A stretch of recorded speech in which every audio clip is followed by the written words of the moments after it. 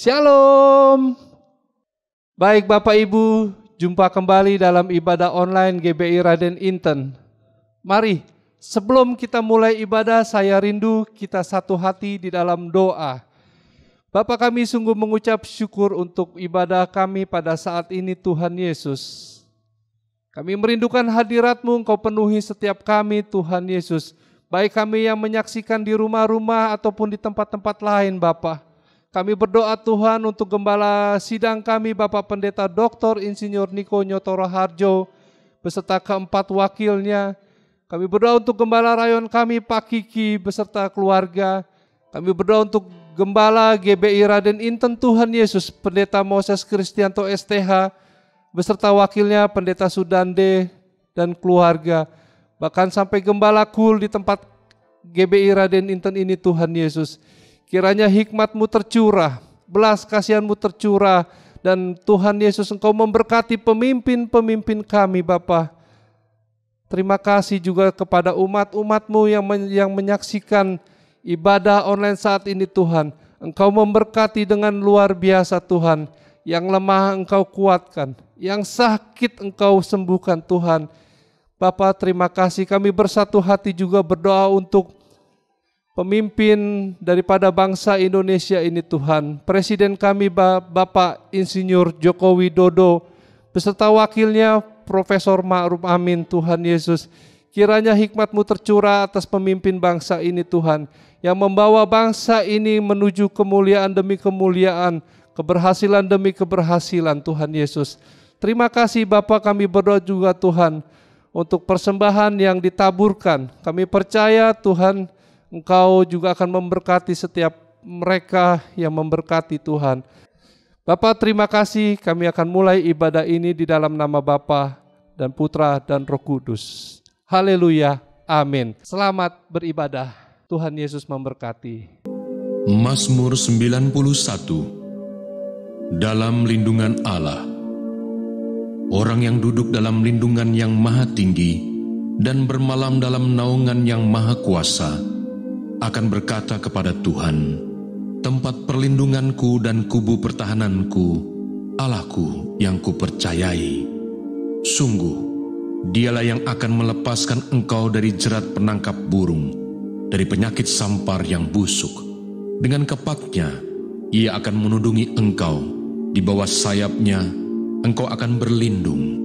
Kesetiaannya, ialah perisai dan pagar tembok. Engkau tak usah takut terhadap kedahsyatan malam, terhadap panah yang terbang di waktu siang, terhadap penyakit sampar yang berjalan di dalam gelap, terhadap penyakit menular yang mengamuk di waktu petang. Walau 1000 orang rebah di sisimu dan 10.000 di sebelah kananmu, tetapi itu tidak akan menimpamu. Engkau hanya menontonnya dengan matamu sendiri dan melihat pembalasan terhadap orang-orang fasik. Sebab Tuhan ialah tempat perlindunganmu, yang maha tinggi telah kau buat tempat perteduhanmu. Malapetaka tidak akan menimpa kamu, dan tulah tidak akan mendekat kepada kemahmu. Sebab malaikat-malaikatnya akan diperintahkannya kepadamu untuk menjaga engkau di segala jalanmu. Mereka akan menatang engkau di atas tangannya, supaya kakimu jangan terantuk kepada batu. Singa dan ular tedung akan kau langkahi, engkau akan menginjak anak singa dan ular naga. Sungguh hatinya melekat kepadaku, maka aku akan meluputkannya. Aku akan membentenginya, sebab ia mengenal namaku. Bila ia berseru kepadaku, aku akan menjawab. Aku akan menyertai dia dalam kesesakan. Aku akan meluputkannya dan memuliakannya. Dengan panjang umur akan kukenyangkan dia, dan akan kuperlihatkan kepadanya keselamatan daripadaku.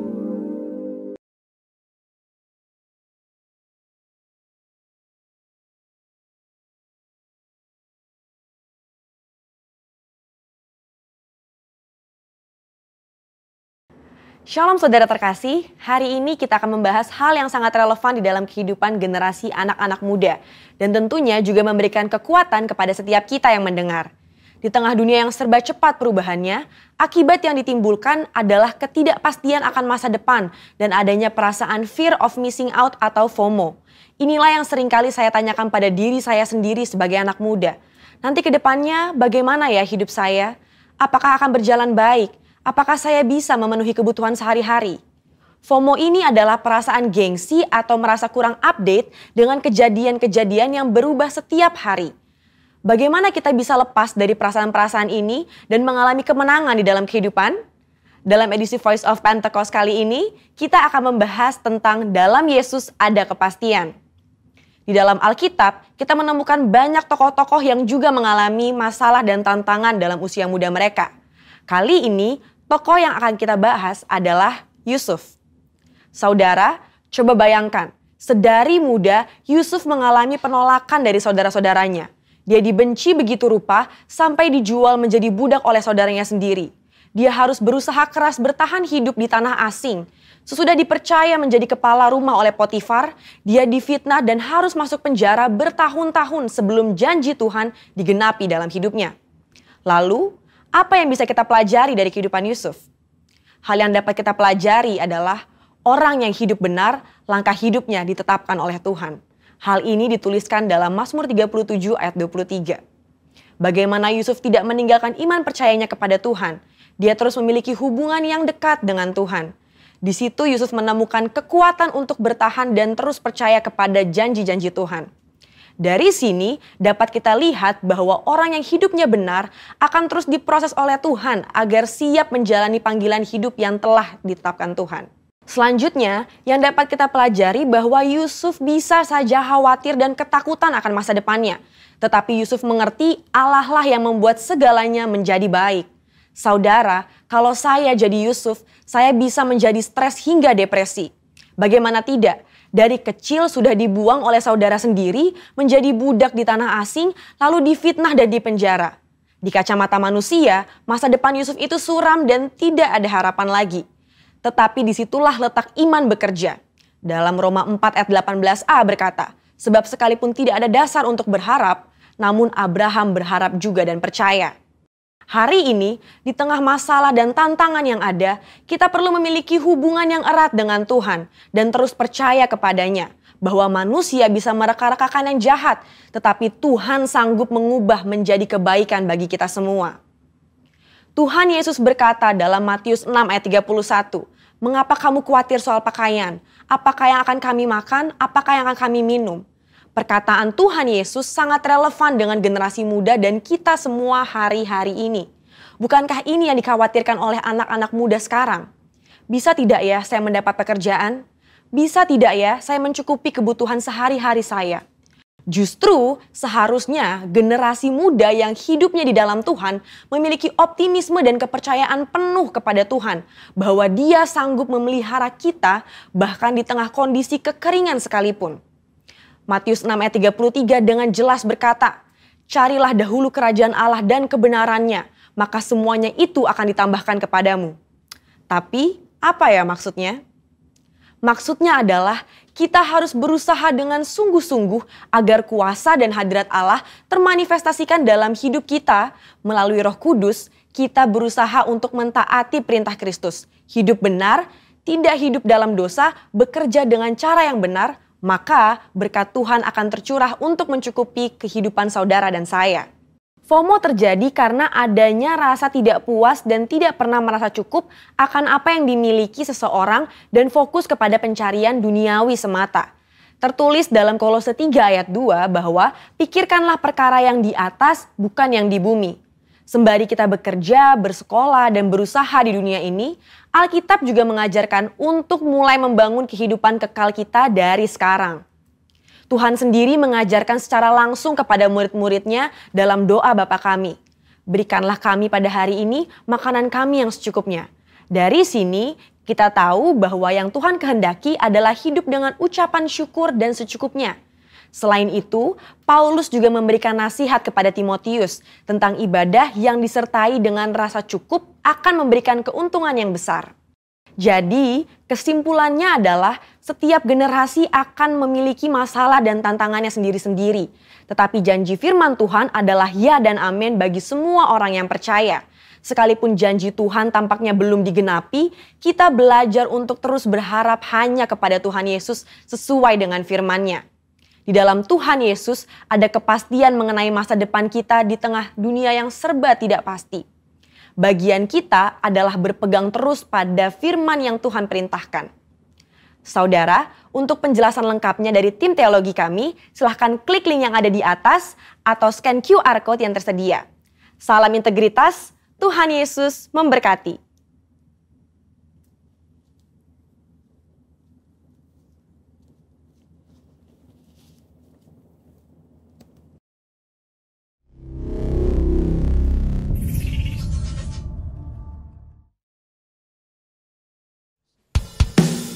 Shalom Bapak Ibu Saudara, saya percaya kita semua dalam keadaan yang baik. Kita adalah umat-umat yang dipilih, yang dikuduskan untuk menjadi saksi Tuhan, menyatakan perbuatannya yang besar. Haleluya. Sama-sama kita dipilih dari segala bangsa. Kita dipilih jadi umatnya.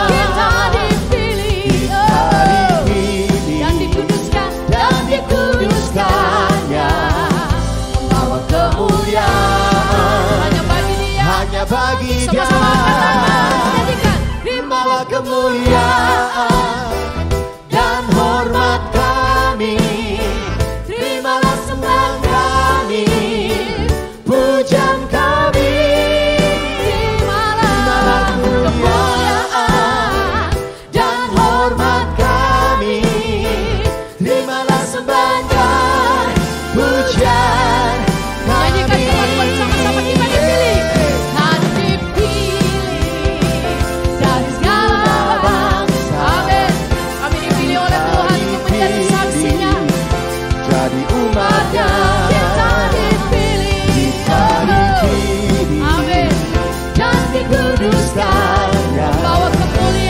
Kemuliaan hanya bagi Dia, terimalah kemuliaan dan hormat kami, terimalah sembah dan pujian kami, terimalah kemuliaan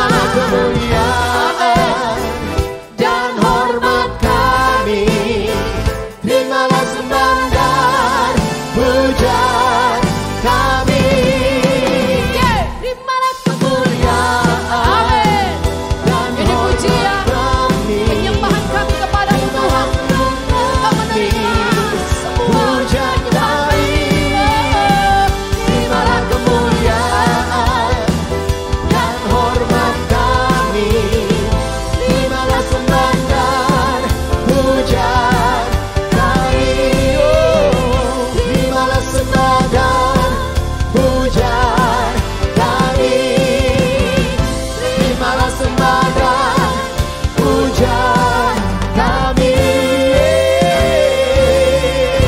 Tepuk tangan buat Tuhan Yesus kita. Haleluya. Thank you Lord Jesus, thank you Lord Jesus. Setiap hari kami menerima kebaikan-Mu Tuhan. Setiap waktu kami boleh merasakan kebaikan Tuhan. Terima kasih ya Aba. Kami mengasihi-Mu, kami mencintai-Mu. Kami diciptakan ya Tuhan untuk menjadi saksi bagi kemuliaan nama-Mu, menyaksikan kebaikan-Mu di mana kami ada ya Aba.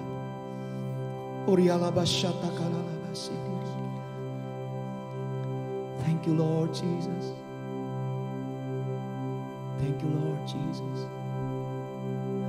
I love you, Lord, for your mercy never failed me.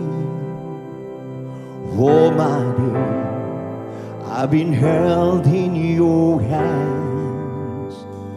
From the moment that I wake up until I lay my head, I will sing of the goodness of God.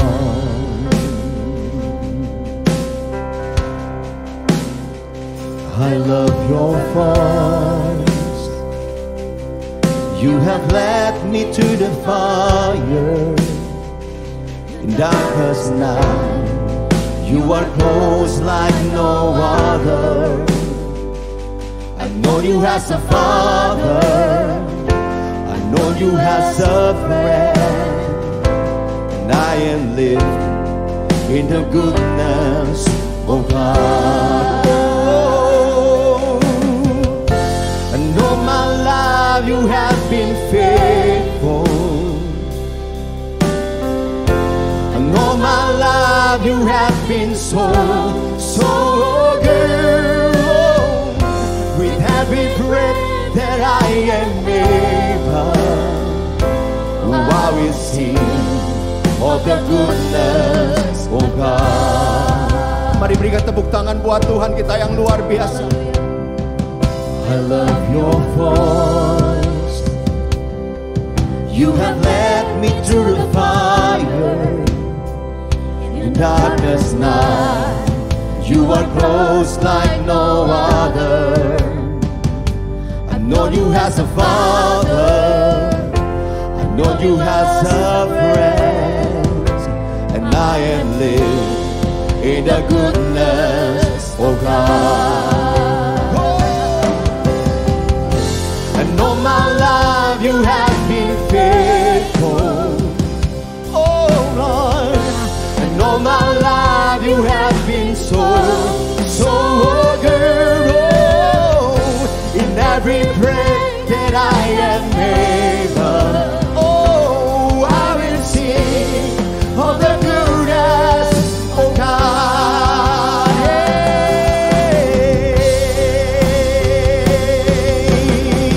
your goodness is running after me, hey, Lord.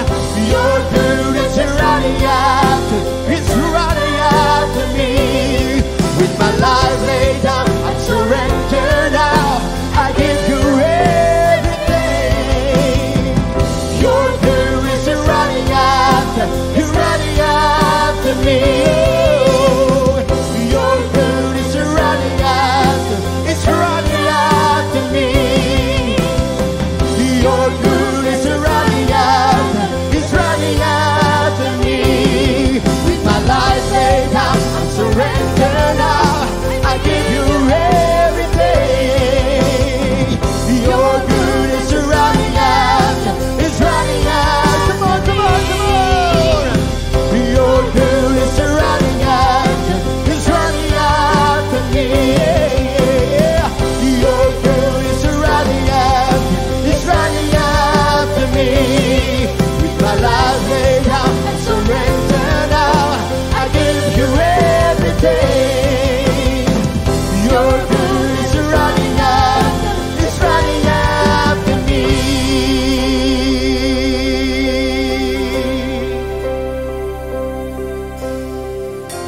And all my life you have been faithful.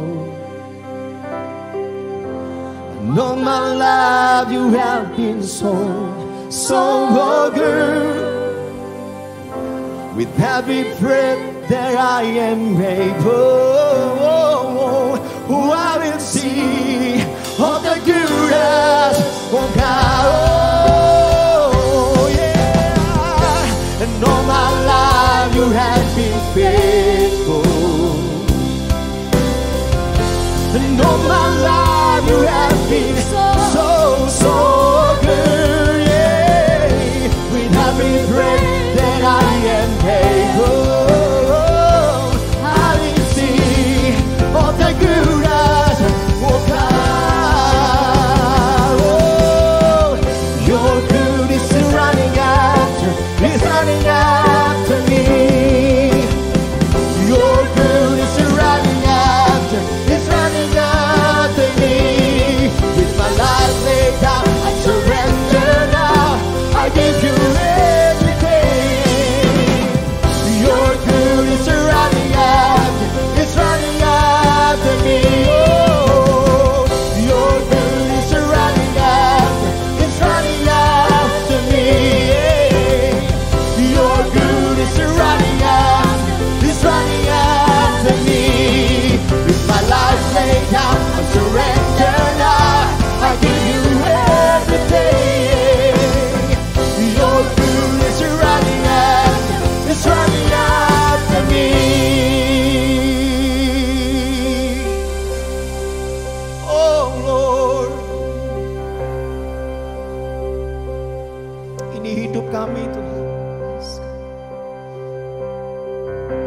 hidup kami yang menikmati seluruh kebaikan.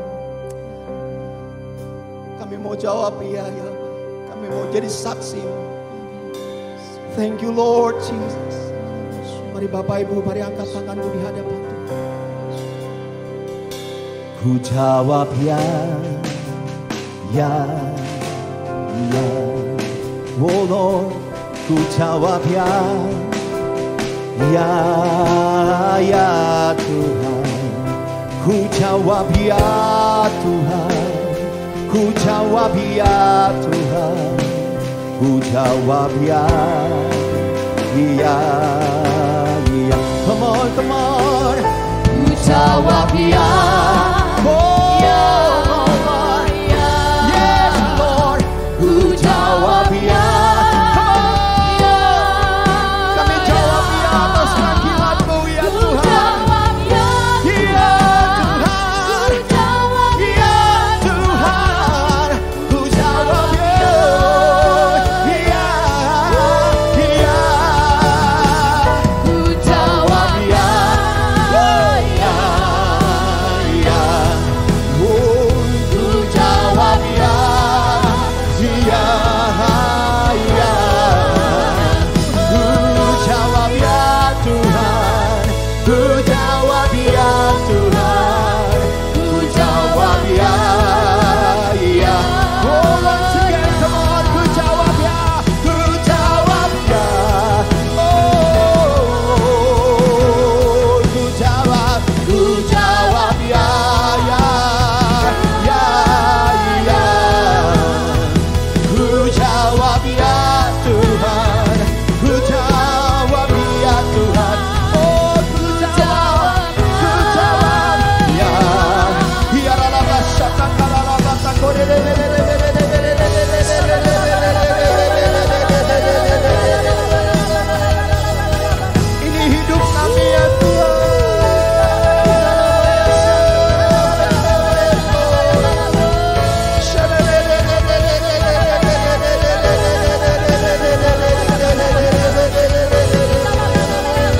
Mari keluarga demi keluarga, mari bergandengan tangan di hadapan Tuhan. Mari sembah Tuhan sama-sama.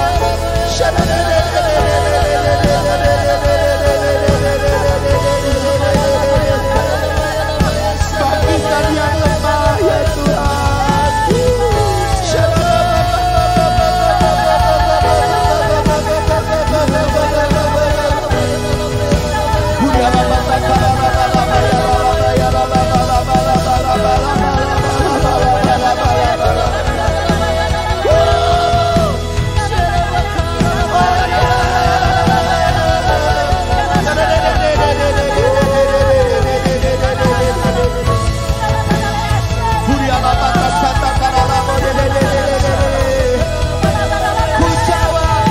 Ku jawab, iya Lord.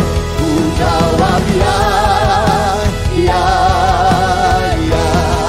Oh Lord, ku jawab ya, ya, ya. Ku jawab ya Tuhan. Ku jawab ya Tuhan. Ku jawab. Once again, come on church, come on church, come on church. Ku jawab ya, ya, ya. Oh, ku jawab ya, ya la la shaka la la la la la la la. Ku jawab ya Tuhan. Ku jawab ya Tuhan. Ku jawab ya, ya, ya.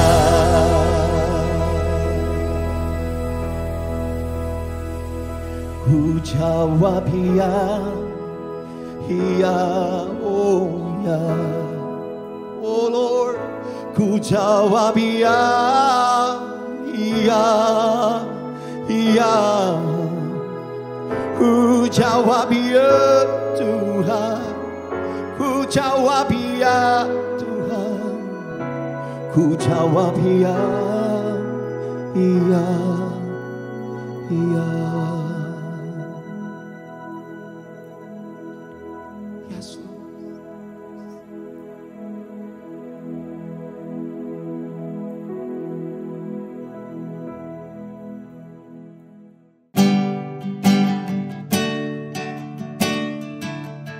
Ku tahu hidupku adalah penyembahan. Kau ciptakanku dalam kemuliaan-Mu.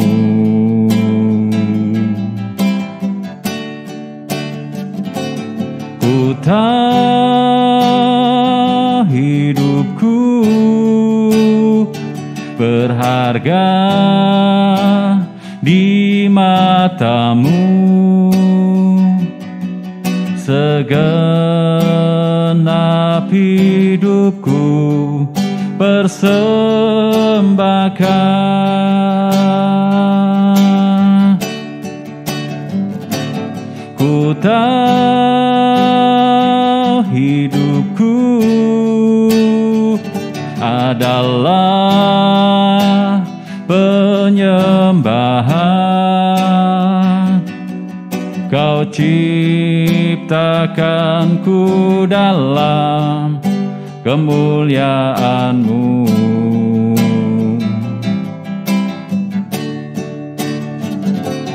Ku tahu hidupku berharga di mata-Mu.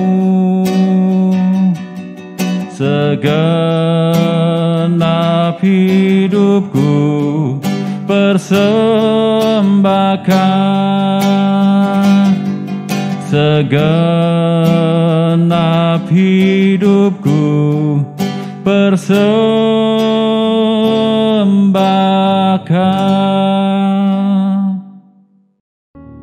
Shalom Bapak Ibu yang dikasihi Tuhan. Senang sekali hari ini kita bertemu di bulan yang baru. Tuhan sungguh sangat baik bagi kita semua. Tuhan menuntun kita, Tuhan menyertai kita sampai di bulan Agustus 2021. Mari kita berdoa bersama-sama sebelum kita terima firman Tuhan. Kami mengucap syukur Bapa buat pemeliharaan-Mu, buat kasih setia dan berkat yang terus Kau limpahkan dalam hidup kami yang tidak pernah habis. Selalu baru rahmat-Mu, setiap pagi Kau limpahkan kasih setia-Mu. Kami mengucap syukur, Tuhan tuntun kami sampai sejauh ini. Engkau Allah Immanuel, Engkau Allah yang menyertai, Engkau Allah yang dahsyat bagi kami semua. Berbicaralah bagi kami siap untuk mendengarkannya. Dalam nama Yesus, amin. Pujian yang kita dengar bersama tadi Bapak Ibu, mengingatkan kepada kita bahwa hidup kita berharga di mata Tuhan. Keberadaan saudara, keberadaan saya sampai hari ini bukan tanpa alasan, bukan tanpa tujuan. Ada maksud ilahi sehingga Tuhan masih pelihara kita sampai hari ini. Kalau kita perhatikan hari demi hari penambahan kasus positif COVID-19, rata-rata kematian di atas 1.000 orang. Saya beberapa kali melayani dalam ibadah pemakaman, baik di TPU pemerintah atau tempat pemakaman swasta. Saya menyaksikan ada begitu banyak orang-orang yang hari-hari ini dipanggil oleh Tuhan, baik karena COVID atau karena ketakutan, kecemasan, dan juga karena sakit yang lain. Saya menyaksikan begitu banyak ambulans yang lalu lalang. Bahkan di TPU pemerintah kita saksikan bersama ngantri untuk melakukan prosesi pemakaman itu sendiri. Kalau hari ini saudara dan saya masih diberikan hidup oleh Tuhan, itu adalah berkat yang terbesar. Dulu kita tidak pernah menghargai hidup, karena mungkin kehidupan kita biasa-biasa saja. Karena mungkin keberadaan kita ya begitu-begitu saja. Tapi kita mengerti sekarang bahwa kehidupan itu sangat mahal. Keberadaan kita sampai hari ini itu itu adalah kejadian yang luar biasa. Bukan karena sebagaimana adanya, tetapi karena Tuhan yang menghendakinya untuk kita masih ada, berkumpul bersama dengan keluarga, bersama-sama menikmati hadirat Tuhan di minggu yang indah ini. Nah, hari ini kita akan belajar firman Tuhan yang saya beri judul Menghargai Hidup. Ada banyak orang tidak menghargai hidup atau kurang menghargai hidup karena mereka menganggap bahwa kehidupan yang ada itu karena memang sebagaimana mestinya berjalan seperti itu. Karena sebagaimana bergulir seperti itu. Tapi kita harus mengerti dan menyadari sekali lagi bahwa Tuhan yang membuat kita hidup sampai hari ini. Tuhan yang membuat kita ada sampai hari ini. Tuhan yang membuat kita masih tetap teguh dan tegak berdiri sampai hari ini. Kalau kita lihat di dalam Mazmur 90 ayat 10 dan juga sebentar kita akan sambung dalam kitab Yakobus 4 ayat 14, firman Tuhan berkata begini dalam Mazmur 90 ayat 10. Masa hidup kami 70 tahun dan jika kami kuat 80 tahun dan kebanggaannya adalah kesukaran dan penderitaan sebab berlalunya buru-buru dan kami melayang lenyap. Kita sambung dalam Yakobus 4 ayat 14. Sedang kamu tidak tahu apa yang akan terjadi besok. Apakah arti hidupmu? Hidupmu itu sama seperti uap yang sebentar saja kelihatan lalu lenyap. Kalau kita perhatikan dari dua ayat yang kita baca ini Bapak Ibu, memberikan kepada kita sebuah pemahaman yang jelas bahwa ternyata kehidupan kita di bumi ini sungguh sangat singkat, sementara adanya. Kita tidak selamanya hidup dan tinggal di dunia ini. Kitab Mazmur tadi berkata masa hidup kami 70 tahun. Ini bicara bahwa kehidupan kita ada batasannya. Bahkan di dalam kitab Yakobus tadi dikatakan hidup itu betapa singkatnya. Bahkan digambarkan seperti uap yang hanya sesaat kelihatan, tapi setelah itu lenyap, tidak kelihatan keberadaan itu. Kalau kita menyadari bahwa hidup yang ada itu betapa singkat dan terbatas adanya, maka kita harus menghargai kehidupan yang Tuhan berikan di dalam kehidupan kita. Jangan sia-siakan kehidupan ini, karena hidup itu sendiri adalah sesuatu yang mahal. Hidup itu adalah sesuatu anugerah yang besar yang melampaui segala apapun juga. Melebihi daripada emas perak, melebihi dari permata. Apa gunanya kita memiliki segala sesuatu kalau kita kehilangan kehidupan? Apa gunanya kita menikmati segala sesuatu kalau akhirnya kita kehilangan hidup itu sendiri? Maka dari itu kita harus memahami bahwa kehidupan kita terbatas. Hidup kita di muka bumi ini pada akhirnya akan berkesudahan, sehingga ketika hari ini saudara dan saya masih ada, masih diberikan kehidupan oleh Tuhan, maka hargai kehidupan itu. Karena Yesus dikatakan, Yesus itu rela memberikan nyawanya bagi setiap kita. Supaya apa? Supaya setiap kita terpelihara di dalam segala sesuatu. Supaya setiap kita menjalani kehidupan, walaupun mungkin secara manusia, menurut ukuran kita, kehidupan tidak semakin baik, kehidupan kita sulit, tetapi Dia telah menanggung segala dosa penderitaan kita di atas kayu salib dan berjanji memberikan hidup dengan penuh kelegaan, memberikan jaminan akan hari esok yang penuh dengan harapan, serta memberikan kehidupan yang penuh dengan kelimpahan itu. Kita harus mengerti sekali lagi bahwa kehidupan saudara dan saya sampai hari ini bukan karena semestinya memang begitu adanya.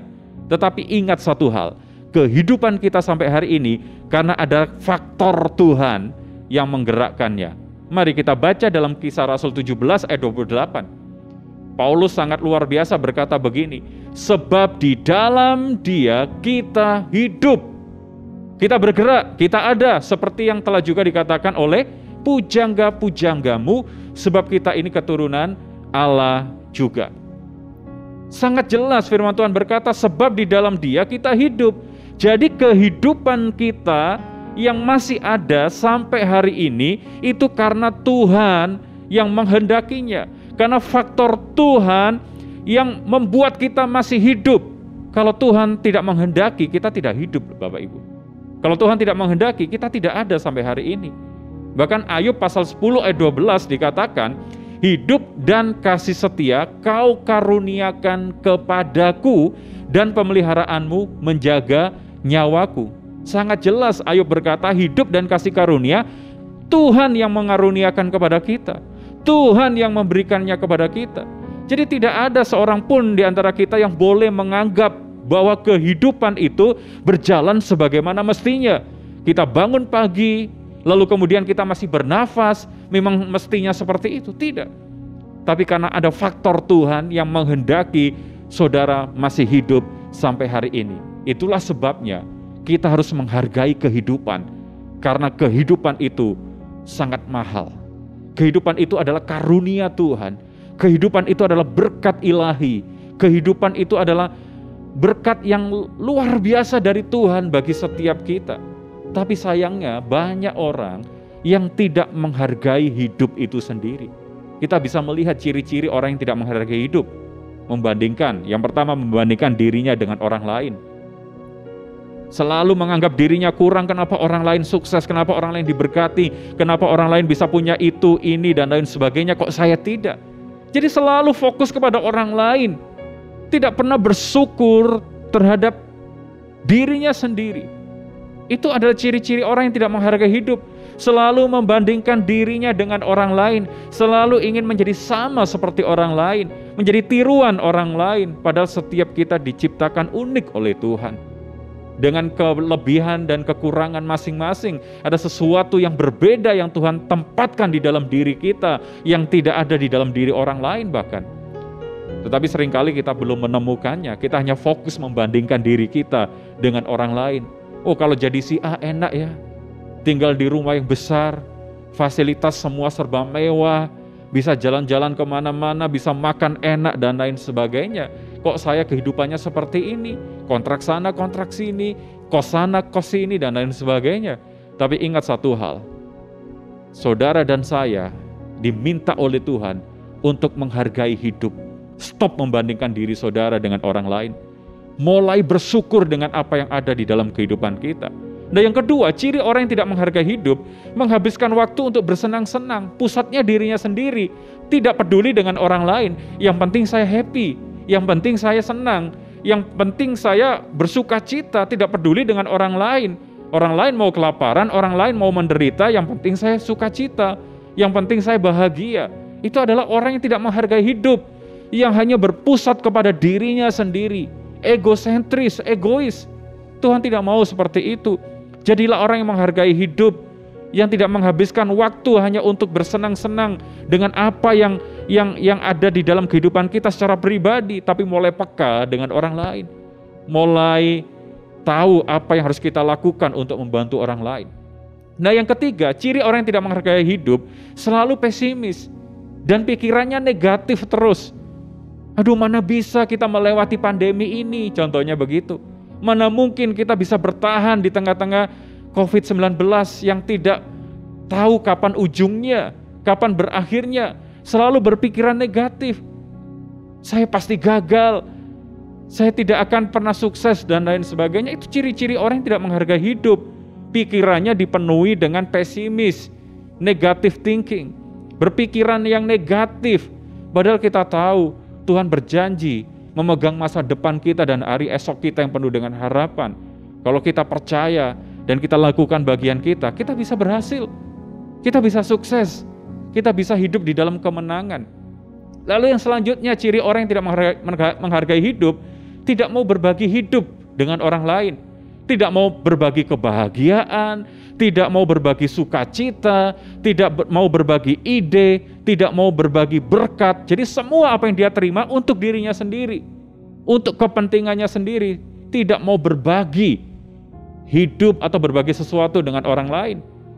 Lalu yang selanjutnya, ciri orang yang tidak menghargai hidup, suka mengeluh, suka bersungut-sungut, menyalahkan diri, dan bahkan menyakiti diri. Beberapa waktu kita bisa lihat di berita atau di media online, ada banyak orang-orang muda hari-hari ini yang patah semangat karena pandemi tidak kunjung berakhir. Akhirnya apa? Mereka memutuskan untuk bunuh diri, mereka memutuskan untuk mengakhiri hidup. Ini adalah ciri orang yang tidak menghargai hidup sama sekali. Mereka lupa bahwa kehidupan kita sampai hari ini itu bukan karena kita, tetapi karena Tuhan yang menganugerahkan, karena Tuhan yang mengaruniakannya di dalam kehidupan kita. Bahkan orang yang tidak menghargai hidup itu artinya orang yang lupa bahwa kita semua telah dibeli oleh Tuhan, telah ditebus dengan harga yang mahal. Makanya di dalam 1 Petrus 1 ayat 18 sampai 19, ayat ini kiranya mengingatkan kita semua untuk kita bisa menghargai kehidupan yang masih ada dan Tuhan berikan itu. 1 Petrus 1 ayat 18 dan 19, sebab kamu tahu bahwa kamu telah ditebus dari cara hidupmu yang sia-sia, yang kamu warisi dari nenek moyangmu. Itu bukan dengan barang yang fana, bukan pula dengan perak atau emas, melainkan dengan darah yang mahal, yaitu darah Kristus yang sama seperti darah anak domba yang tak bernoda dan tak bercacat. Orang yang tidak menghargai hidup artinya tidak menghargai anugerah penebusan Yesus di atas kayu salib bagi setiap kita. Karena sesungguhnya saudara dan saya telah ditebus oleh darah yang mahal, telah dibeli dan harganya lunas dengan darah anak domba Allah, darah Yesus Kristus yang mahal dan tak berdosa itu. Makanya hari ini mari kita bersama-sama belajar untuk menghargai hidup, mengingat bahwa Yesus telah mati dan menebus setiap kita. Jangan lagi kita menjadi orang-orang dengan ciri-ciri yang tadi saya sebutkan, membandingkan diri dengan orang lain, menghabiskan waktu untuk bersenang-senang yang penting dirinya happy, tidak peduli dengan orang lain, selalu pesimis, negative thinking, tidak mau berbagi hidup, sering mengeluh, menyalahkan diri, menyakiti diri, ingin bunuh diri, dan lain sebagainya. Itu adalah ciri-ciri orang yang tidak menghargai hidup. Karena itu hari ini kita belajar bagaimana caranya agar kita bisa menghargai hidup. Saya berikan 4 tips sederhana. Yang pertama, temukan keberhargaan diri saudara. Temukan keberhargaan diri kita. Karena setiap saudara dan saya itu berharga di mata Tuhan. Memang Alkitab katakan kita diciptakan dari bahan dasar murahan, debu tanah. Tetapi ingat firman Tuhan katakan dalam Kejadian 2 ayat 7, nanti saudara bisa baca sendiri di rumah. Allah menghembuskan nafas hidup ke dalam hidung manusia sehingga manusia menjadi makhluk yang hidup. Alkitab juga katakan kita diciptakan serupa dan segambar dengan Allah. Alkitab juga berkata Tuhan memberikan otoritas, memberikan kita kuasa, memberikan kita mandat ilahi untuk menaklukkan apa yang sudah Tuhan ciptakan dan siapkan bagi kita sebagai manusia. Ini sesuatu yang luar biasa. Bahkan ketika manusia jatuh ke dalam dosa, Allah tidak tinggal diam. Dia memberikan anaknya yang tunggal, Yesus Kristus. Yesus Kristus diberikan bagi saudara dan saya, supaya setiap kita yang percaya kepadanya tidak binasa, melainkan memperoleh hidup yang kekal. Bahkan dicatat dalam Filipi pasal yang kedua, nanti saudara bisa baca, yang walaupun dalam rupa Allah tidak menganggap kesetaraan dengan Allah sebagai milik yang harus dipertahankan, Yesus rela mengosongkan dirinya, turun menjadi sama seperti manusia, memperhambakan dirinya menjadi sama seperti kita, dan pada akhirnya mati di atas kayu salib. Untuk siapa? Untuk saudara dan untuk kita. Untuk saya dan saudara, untuk kita semua. Maka dari itu kita mengerti bahwa hidup kita berharga. Keberhargaan kita itu terlihat ketika Allah harus memberikan anaknya yang tunggal agar setiap kita tidak mengalami kebinasaan. Siapa manusia? Sehingga ia rela datang ke dalam dunia untuk mati bagi setiap kita. Semua hal yang dilakukan oleh Yesus Kristus dan puncaknya di atas kayu salib membuktikan bahwa saudara dan saya sangat berharga di hadapan Tuhan. Sadari keberhargaan itu, sehingga kita akan menghargai kehidupan yang Tuhan berikan di dalam kehidupan kita.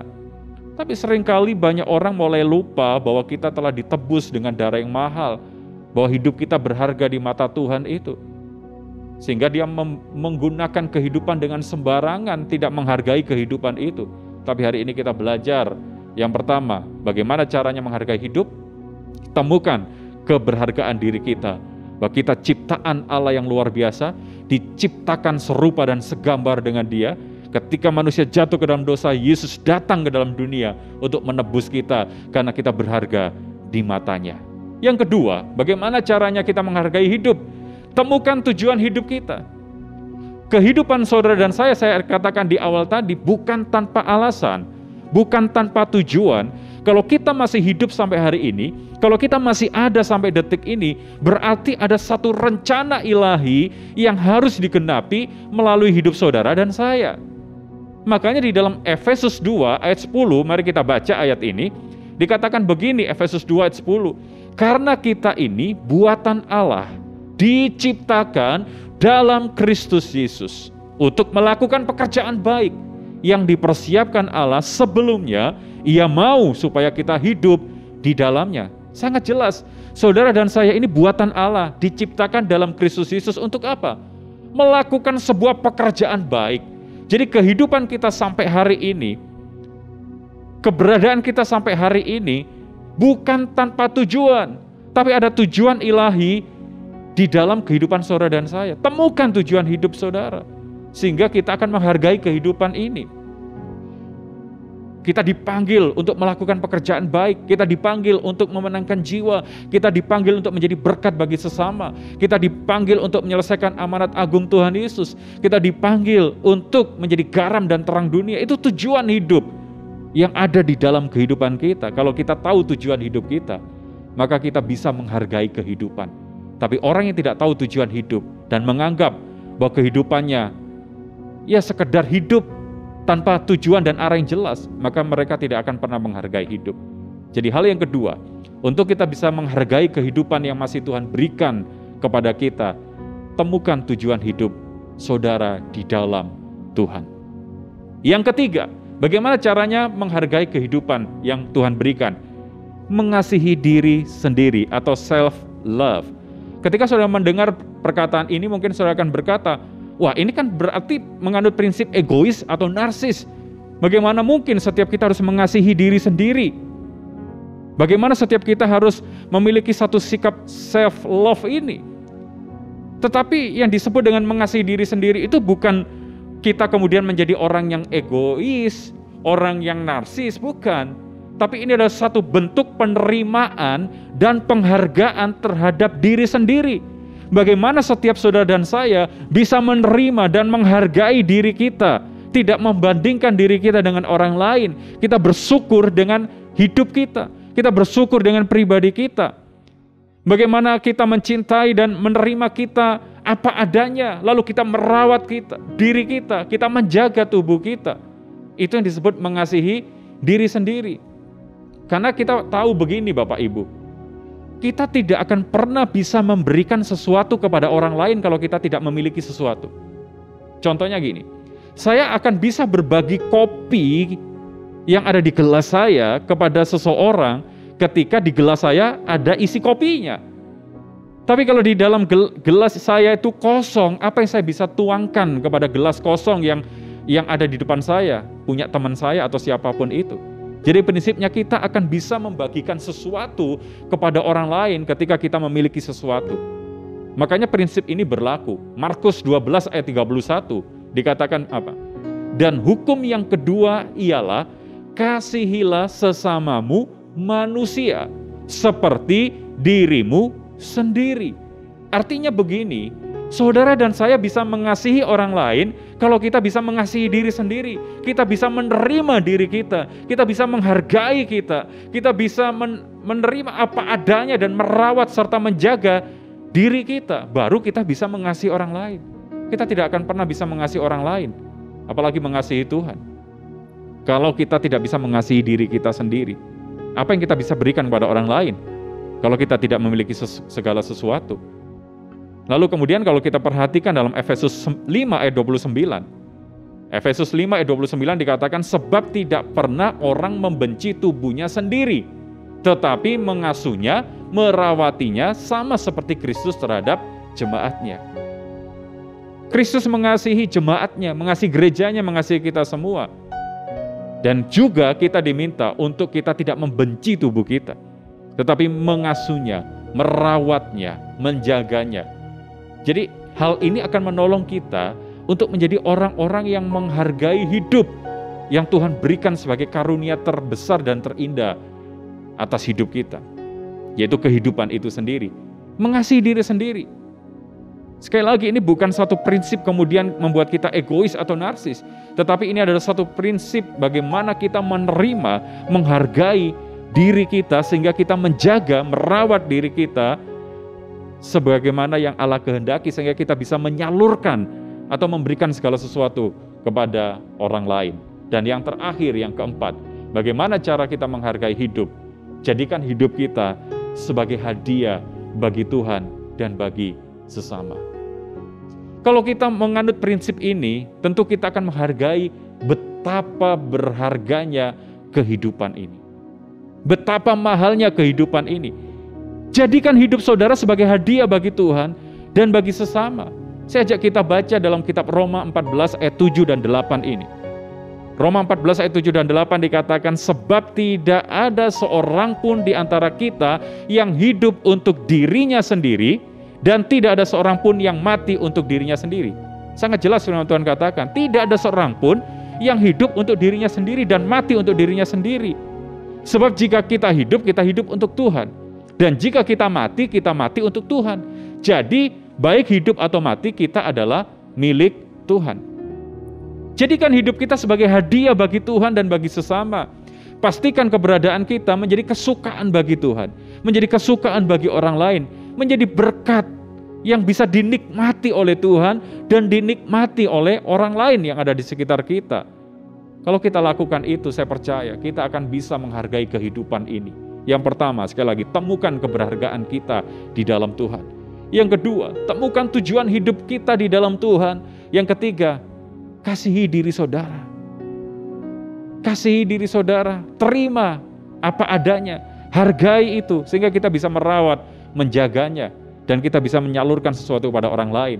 Dan yang keempat, jadikan hidup kita sebagai hadiah bagi Tuhan dan bagi sesama, sehingga keberadaan kita menjadi berkat, dinikmati oleh orang lain, terutama dinikmati oleh Tuhan. Saya berdoa, siapapun saudara hari ini, yang masih Tuhan berikan kesempatan hidup sampai hari ini, ada nafas kehidupan yang masih ada di dalam tubuh kita ini, mari hargai kehidupan, jangan sia-siakan kehidupan, karena kehidupan itu sendiri adalah karunia Tuhan, berkat ilahi yang melebihi daripada emas, perak, permata, atau apapun juga. Jadilah orang-orang yang tahu menghargai kehidupan. Tuhan Yesus memberkati. Mari kita berdoa untuk meresponi firman Tuhan. Kami mengucap syukur untuk firman Tuhan yang kami dengar, mengajarkan kepada kami semua untuk kami menjadi pribadi-pribadi menghargai hidup. Karena kami tahu hidup kami terbatas, hidup kami singkat, ada waktunya kami tidak hidup lagi kalau Tuhan sudah memutuskan untuk kami pulang ke rumah Bapa di surga. Tapi selama kehidupan itu masih ada, kami tidak mau menyia-nyiakan hidup. Kami mau menghargai hidup ini Tuhan. Karena kami tahu bahwa kehidupan itu sesuatu yang mahal yang Tuhan karuniakan di dalam kehidupan kami. Berkat-Mu turun atas kami semua, dalam nama Yesus kami bersyukur. Haleluya. Amin.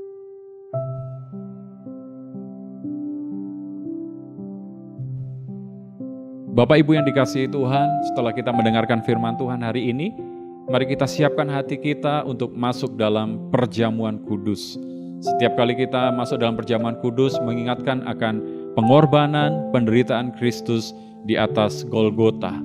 Sebelum kita terima perjamuan kudus, mari kita lihat hidup kita. Kita minta ampun kalau ada dosa, ada salah, kita akui di hadapan Tuhan. Mari masing-masing berurusan dengan Tuhan.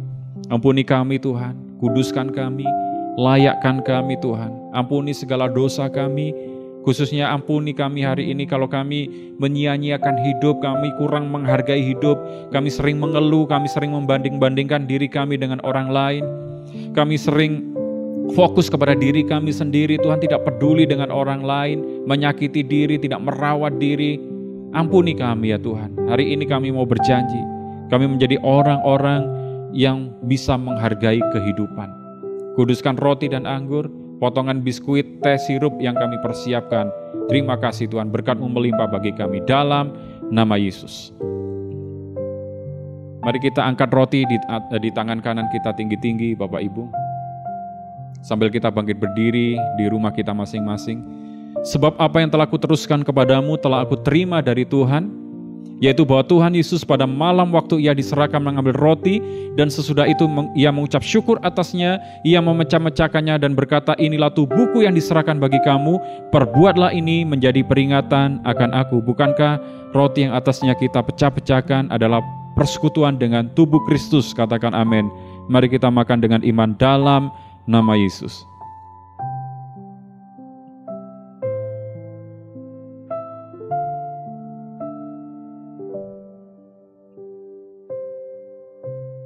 Kita angkat cawan anggur kita di tangan kanan kita tinggi-tinggi. Demikian juga ia mengambil cawan sesudah makan lalu berkata, cawan ini adalah perjanjian baru yang dimeteraikan oleh darahku. Perbuatlah ini setiap kali kamu meminumnya menjadi peringatan akan aku.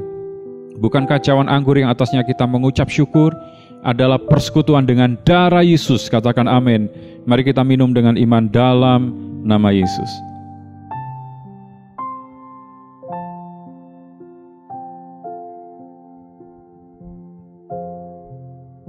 Sambil mengangkat tangan kita di hadapan Tuhan, kita mengucap syukur. Katakan, Kau baik Tuhan.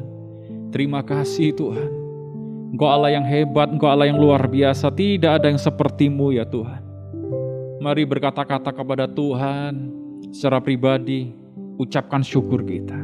Terima kasih Tuhan. Terima kasih Bapa. Sungguh Engkau baik. Engkau menopang, memelihara. Engkau memberikan kesempatan kami hidup sampai hari ini. Bukan tanpa alasan, tetapi ada satu tujuan ilahi yang harus kami temukan di dalam kehidupan kami. Terima kasih Tuhan untuk firman-Mu. Terima kasih untuk perjamuan kudus. Berkati umat-Mu yang sakit, Tuhan sembuhkan dalam nama Yesus. Berkati umat-Mu yang kekurangan, Tuhan limpahkan dengan segala sesuatu yang baik.